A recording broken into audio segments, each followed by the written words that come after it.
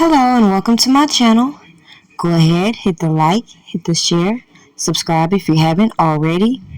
Isn't it ironic that people like me have spent years on these platforms demonstrating what we are witnessing being played out on these platforms? But when it came to certain individuals, people were willing to turn a blind eye based on what they think they know or the level of guilt they feel a person has, instead of looking at the propaganda we see being dispersed on these platforms. And it don't matter who's your favorite celebrity, a lot of these people are going to be hit in the crossfire between the same things we've set up and said on behalf of Robert Kelly. Now let's just say, hypothetically speaking, after hearing all of this information put on these platforms that we've been subjected to for decades, it should be no surprise why I side-eyed a lot of these celebrity interviews and all of these clout chasers coming to these platforms with their little story times, skipping around the fact that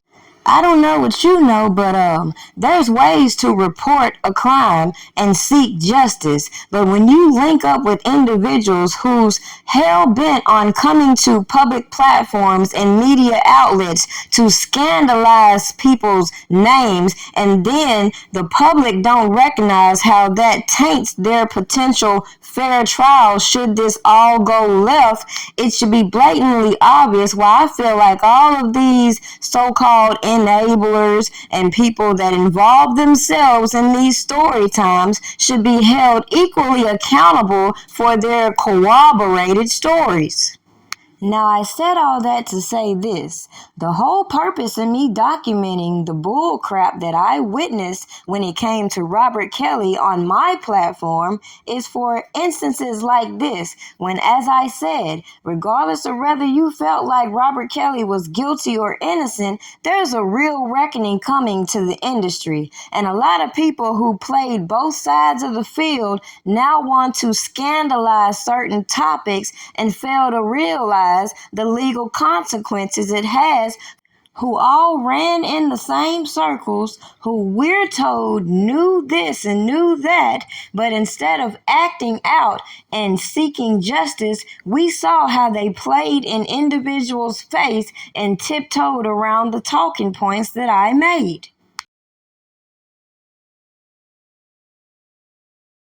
But the gag is, people were so hell-bent on coming out here making me appear to be a groupie instead of recognizing why I wouldn't go along to get along with these same janky-ass sources that I felt interfered with Robert Kelly's case that you don't see out here doing the most for Diddy's case. But the point in this video is very clear. As you can see,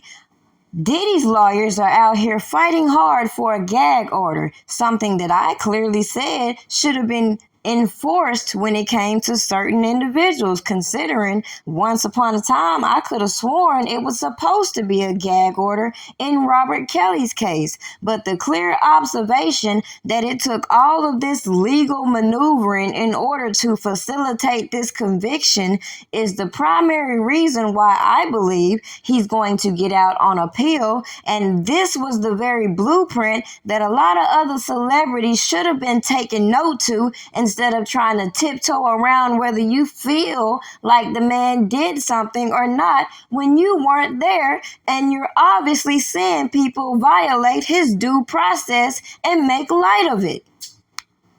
So I'll cut this video short and make another one just to proceed into the point many overlooked.